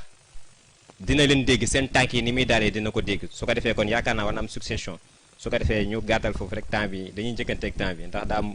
ku war a wax. xam naa ñu jaajëfal suñu ñaari mbokk yi ci leeral yi di ñaan suñu mbokku docteur Maymuna mu ñëw.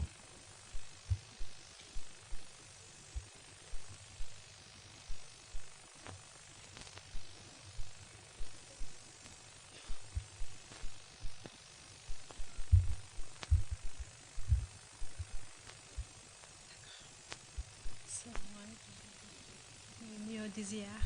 di jël suñu nuyoo di nuyoo suñu kilifa maam Cheikh ak mbokk yi mu àndal yépp di ko jox suñu nuyoo mu joxal ñu ko góor gi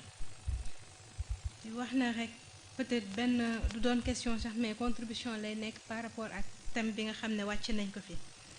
parce que bu ñu xoolee ba ci comme présentation bi ñu def mooy les 5 étapes de la vie xam nga bu ñu xoolee ci 5 étapes yi booy xoolee fi ñuy commencé de la fécondation muy migration de l'esperme vers l'ovule ba am fécondation ba am phase bi ñuy wax embryogenèse ba photogenèse ba naissance boo xoolee schéma boobu nga xool fan la ñuy commencé embryogenèse depuis 3e trimestre grossesse mën nga gis mën nañ la wax ne cerveau bi commencé na formation cœur bi dañ la koy wan ba lay wax battement cœur bi mu dugg ci benn cadre interne mais nga xool ne liy mujje ci formation nit bi mooy dimension physique bi mooy os muscle donc ñu wan ne que ne kon dimension physique bi dafa mel ni moom mooy mujjee ñëw par rapport ak dimension mentale bi nga xam ne wax nañ ko wala boog sax comme ñenn ni ñuy wax ne cœur bi dafay dugg ci dimension spirituelle donc loolu benn éclaircissement benn kii la woon rek ñu ko doon yokk foofu beneen bi mooy bi mbokk bi di wax feu peut-être ñun ci côté purement scientifique dañoo bu ñu wax feu rek dañuy wax chaleur thermorégulation ñëw bu thermorégulation ñëwee ñu commencé wax hypothermie ak hyperthermie ñu ne loolu am na organe yoo xam ne moom la jàppale organe régulateur yi bi ci njiitu muy peau mu duggaat ci dimension physique bu ñu ñëwaatee beneen bi mooy fi mbokk bi laajee air bu ñu waxee air ñun ñu ngi commencé xalaat à la respiration poumon ñëw diaphragme mu ñëw mu am benn mouvement bu ñuy def contraction extraction am pression buy entrer pour faire permettre à l'oxygène mu dugg amaat beneen système buy defaat bu diaphragme bi di def pour permettre dioxygène bi génn donc foofu ñu xam ne que ne soxla nañ foofu poumon soxla nañ foofu diaphragme pour mu permettre ñu am benn respiration bu normal bu ñu ñëwaatee feneen fi mooy fi mbokk bi di waxee liquide ñun bu ñu waxee liquide déjà xel dafay dem ci les cavités cardiaques mooy cœur bi ak cavité cardiaque yi mu am vaisseau yi mu àndal pour indi sang bi ak veine yi mu àndal pour retour bi parce que chaque fois bu cœur bi contracté war dañuy wax ne sang riche en oxygène mooy dem permettre muscle yi nga xam ne moo na ci yaram bi yépp mu jox ko li nga xam ne mooy dundam mais bu ko joxee dundam ba pare muscle yooyu déchets yi ñu am dañ koy retourner waat ci veine bi donc veine bi buy ñëwaat ci cœur bi sang lay indi boo xam ne nii c'est pauvre en oxygène mais c'est riche en dioxygène diaphragme bi defaat même circuit am comme ça air en oxygène bi dugg mu génn dioxygène bi mu am donc air dugg liquide bi dugg foofu toujours bu ñu waxee aussi ci liquide bi ñu am lu ñuy woowee liquide synovial mooy articulation parce que bu fa liquide synovial amul rek articulation difficile ça veut dire yi nga xam ne mooy yax yi di daje bi foofu day daal di difficile dootul nekkati lu yomb donc bu ñu waxee toujours ci wàllu urine ñu xam ne organe bu nekk ci kër rek am ci yaram rek am na ba dugg ci appareil urinaire ci vessie urètre urétère foofu yëpp urine di fa jaar mën a constitué wu ba jaar ci maillage urinaire bi génn bu ñu waxee aussi mooy liquide yi nga xam ne ni gastrique yi dem ci estomac bi bu ñu waxee tamit ci partie solide ñun li ñuy gën a dem mooy côté muscle ak os bu ñu demee ci yax dañuy commencer par crâne bi comme ni ko Ndiak ca waxee mu protéger ñu organe noble muy cerveau nga ñëw dugg ci au niveau thorax nga am fa sternum mu protéger le cœur waaye nga am fa aussi ay côtes mu protéger la les poumons mais protéger la aussi une partie du foie nga ñëw am si lu ñuy wax les os pelviens mu protéger la vessie bi parce que bu ko protéger wul accident bu ndaw bu ñëw mën a laal vessie bi donc loolu moo nekkoon suñu contribution par rapport ak dimension physique bi beneen bi peut-être réponse lay doon rek par rapport ak mbokk bi di laajte ndax bu fekkee ne fenn dafa déséquilibré feneen mën na ko remplacer da nga am gëstu rek booy def bu ndaw par exemple handicapé bi nga xam ne ay tànkam doxul ba nga xam ne muscle tànk mi dafa flasque la ñu wala atrophie musculaire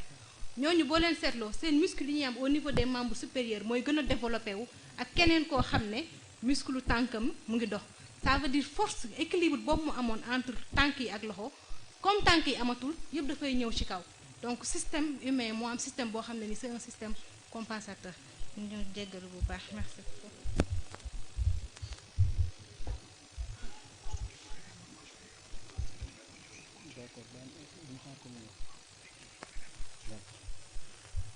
c'est l'experte qui parle am na solo waaye am na question yu fi jib yoo xam ne xam naa ne ñu war a def mécanisme de l'évolution am nañ problème ndax doomu aadama lañ wax te bu ñu waxee doomu aadama physique bi rek moo tax ñuy wax mais yi koy développer ak yooyu noonu moo tax sang bi dafa am lu mu ñu jàngal mun nañu il faut toujours commencer simple comme pour commencer simple nag ak li Lamine wax ci réflexion yi moo tax ñuy indi li nga xamante ne moom mooy yaramu doomu aadama rek mais dans les jours à venir ak yeneen thèmes yi ci topp dina ñëw xam naa ñu jàllale quelques informations rek benn bi ñu wax ne suñu mbokk yi nga xamante ne ñoom ñoo safoo di seetaan Mourchid TV chaque jour 17h20 dinañ ñu defal rediffusion li nga xamante ne moom mooy Colisée de l'éveil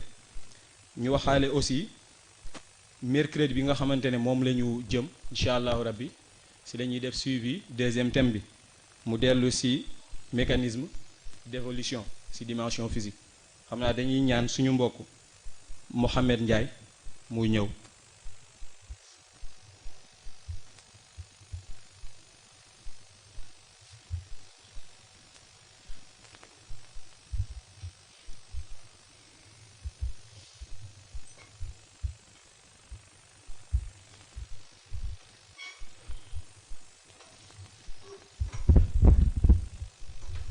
asalaamaaleykum wa rahmatullah wa barakaatuhu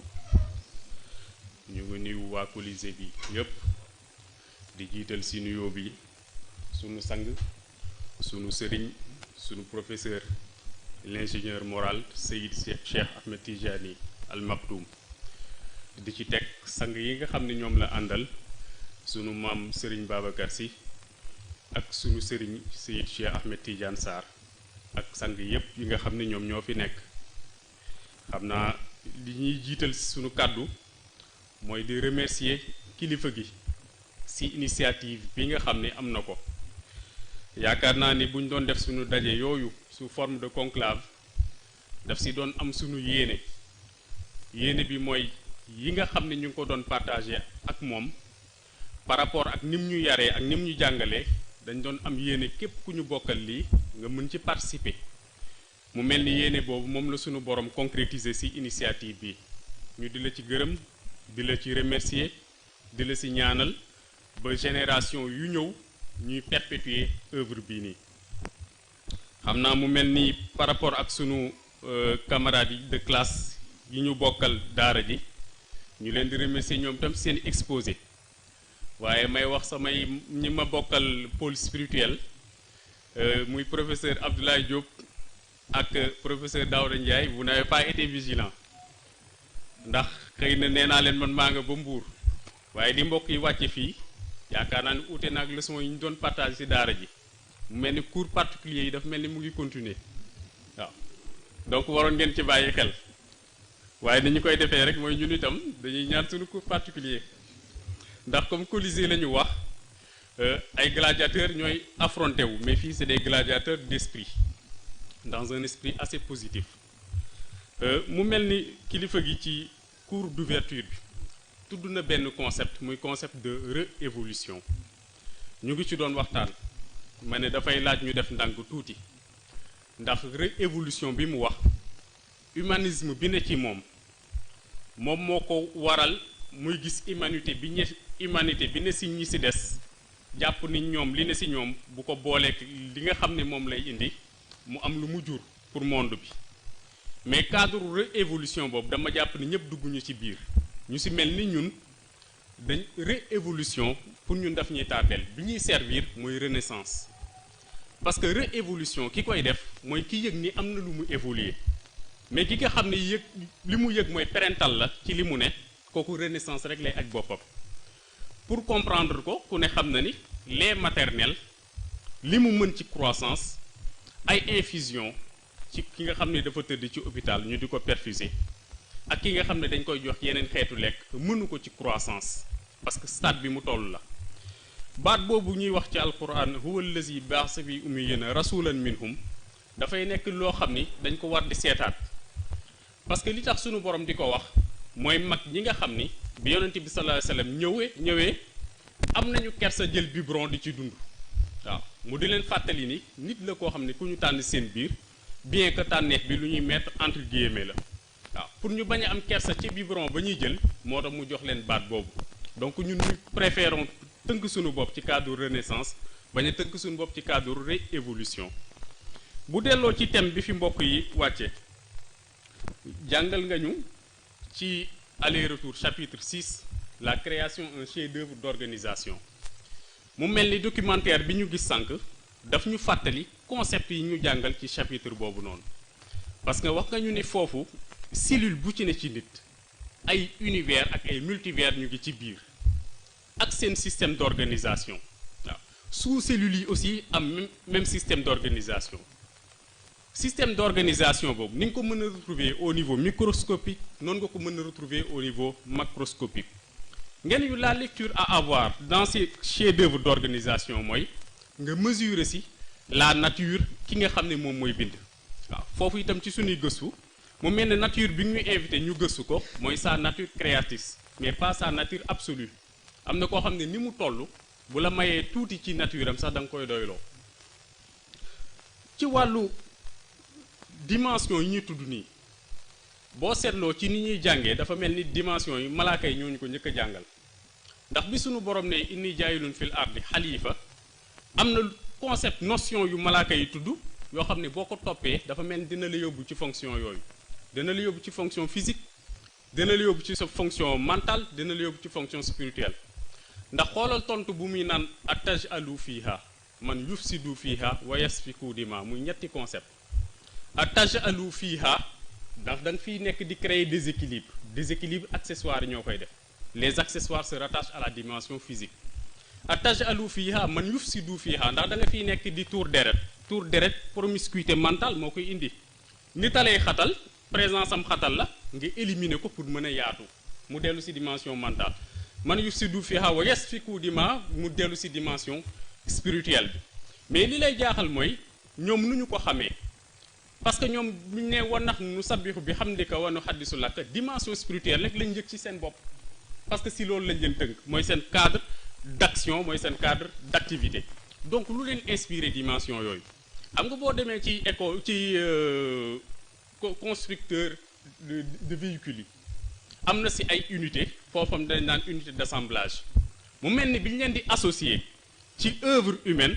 boobu ci cabine d'assemblage bi lañ toll moo waral ñu gis ñetti circuit yooyu ñetti circuit yi ñu gis moo leen inspiré réponse boobu noonu ñu joxe waaw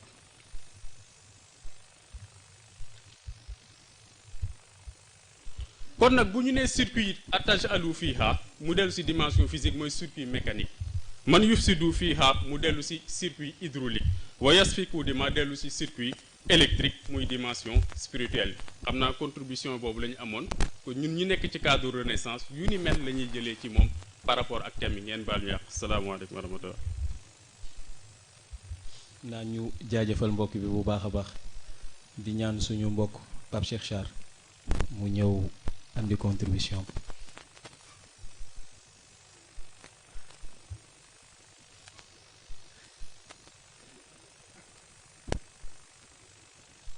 ah kon xam naa rek dafa mel ni moment bi jot na donc c'est la voix du Colisée.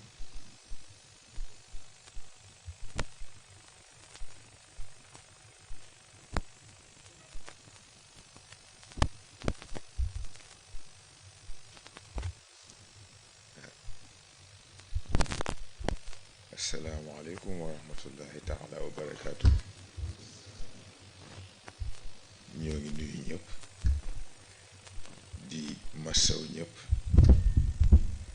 di baalu ñëpp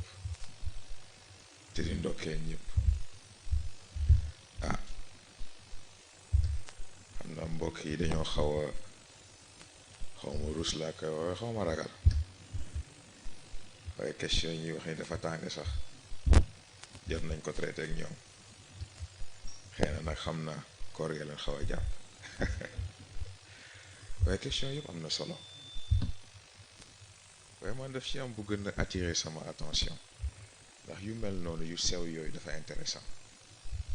ndax dañu laajte est-ce que dimension physique dafay nekk au service su yeneen dimension yi est-ce que forcément service dafa war a am man loolu lay posé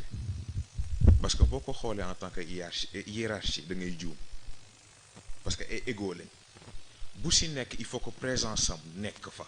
pour nit mën a doogay mat kon service mënul am complémentarité moo mën a am yaram bu jaarul yoon mënoo jaamu yàlla bu jaar yoon mënul nekk ndax say tànk bu baaxul xëy na yàlla féetee jàppale na la ndax nee na la mën nga julli toog bu sa xel jaarul yoon sa julli mënul jaar yoon ndax tout le temps yaa ngi xalaat est-ce que sama dépense mat na dafa yaram bi nekk na fa ruux bi nekk amul sens waaye bi ci yées te gën a mën a metti mooy yaram ba nekk xel ba nekk fa concentration bi teewlu ba ak lépp nekk fa waaye fekk na yàlla jéppi na la bu yàgg te kon ruux ba nekkatu fa waaye boobu li ci metti mooy doo ko yëg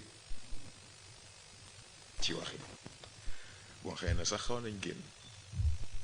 waaye question yi intéressant la ndax xam nga am na benn mbokk bu indi sànq cadre exercice physique loolu c'est très important xam nga ñoo ngi tudd utilité foofu nga ko gën a mën a seetloo ndax xam nga tey jii boo seetloo mécanisme mu yaramu nit anatomiquement nañ jël par exemple mouvement de poussée dafa am ay groupes musculaires yu ko yore te kon yaram bi ci boppam dafa am utilité bu muy amal boppam mouvement de poussée yan muscle la ñu wax ne nañ deltoïde avant ne nañ muscle pectoral ne nañ muscle triceps yii yëpp dafay bokk en fait ci mouvement de poussée bi bien sûr boo ko seetloo ci yenn exercices yi da ngay comprendre la ni muscle abdominal bi dafa am fonction stabilisatrice bu muy am lii yëpp ci utilité yi la bokk waaye dafa am cadre bu ma gën a intéressant en fait ci biir utilité boobu ndax xam nga ñoo ngi indi nit ñoo ngi indi environnement am mais dafa am fu ñu juumee ndax nit environnement am moo ngi yem en fait ci dimension physique am lépp lu wër loolu du environnement am juridiction am la juridiction am la yàlla tànn nit ba mu ko tànnee daf ko jox mandat mais mandat tamit dafa am fu mu koy exécuter li ngeen di woowee environnement nekkul environnement wu nit juridiction am la environnement wu nit yaramam la kon nag balaa muy respecter leneen il faut que mu respecter yaramam ba pare fonk ko yar ko bakken kenn du ko not da nga koy yar bakken kenn du ko not da nga koy yar ndax li nga xam ni moom la ci yàlla denc muy outil yoo xam ni war nga ko jëfandikoo ci mission ba mu la doyee ci yaram boobu la ko def jël benn caabi tuddee ko nafs ne ko am téyel nafs nekkaale test boo xam ne ci la ñuy nattee en fait patience ak xam-xamu nit parce que ni yàlla jëlee xel jox nit jël ruux jox nit noonu la jël yaram jox ko kon nag toppatoo war na ci am xalaat war na ci am gëstu war na ci am c'est très important moo tax bakken boo ko yaree mu ànd ak ruux ñu def équipe ni ko góor gi indee couple la couple nag bu ñu bëggee dëkk ci xuloo ndax kii dee naqaral kii mais du ñu dem fenn moo tax il faut ñu neexoo kii ne kaay man am naa lii mën naa la ko jox nga defal ma lii kii ne d'accord man bu ma indee lii mën naa la si tegal nangam waaye yow it foog nga defal ma nangam noonu la couple bi di demee di neexoo ba am na fu yàlla mën a suturaalee nit ba ñaari nekk benn ruux dootul réeroo bakken yaram dootul réeroo ak li yàlla yéene ci nit ki gis nga yu mel noonu c'est très intéressant et c'est très important nit ki xam ko parce que bu ñuy wax évolution yi yëpp ci la bokk xëy na sax ci composant lañ tolloogum c'est extraordinaire ñoo ngi wax ban bi ñoo ngi wax ndox bi ñoo ngi wax safara yi ñoo ngi wax yooyu yëpp mais gis nga bu ci nekk boo ko xoolaatee ci fonction yaram di nga ko seetlu exactement ñoo ngi wax ndox nit li ko composé li ci ëpp ndox la ñoo ngi wax suuf mais yaramu nit ay minéraux ko composé suuf si dugg na ni ko docteur indee sànq chaleur bi ñuy wax mais loolu sax benn aspect la mais nit bu feebaree lan moo tax yaram bi di tàng parce que dafa bokk ci système de défense bi microbe yeeg yooyu am na yoo xam ne tàngaay boobu lañ supporté wul moo tax daf leen di rey yooyu yëpp ay façon la gis nga nit jarul jafeel yàlla jafeelul dara nit mooy diisal boppam nit mooy jafeel mbir yi mais c'est tellement simple ah xëy na nag temps bi da dul maye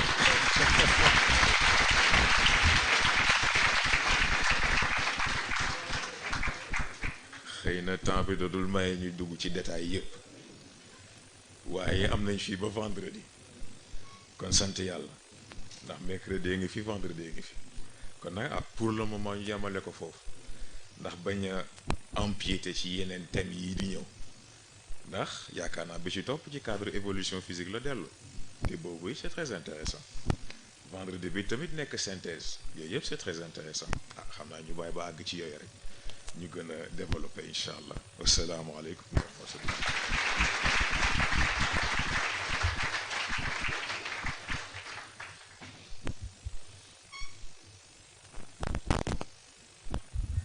xam naa ñu jaajëfalaat sang bi bu baax a baax jotaat nañ yeneen orientation yu bees ñu jéem a duggaat ci laboratoire yi rek yàlla na yàlla fay yiw incha allah yàlla mootal yéene yépp incha allah yàlla barkeel incha allahu rabbi xam naa de gannaaw la voix du Colisée kàddu amaatu si xanaa di la ñaan rek nga joxel ñu ñaan ba beneen incha allahu rabbi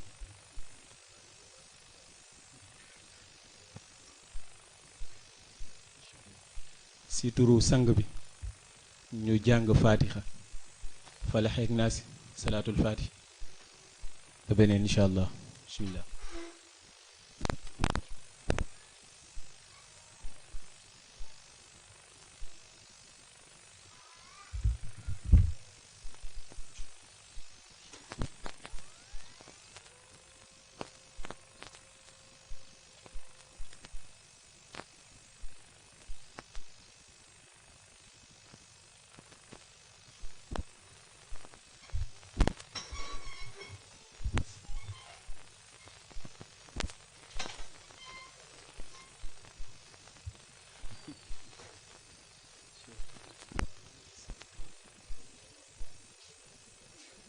الرحمن الرحيم إنا فتحنا لك فتحا مبينا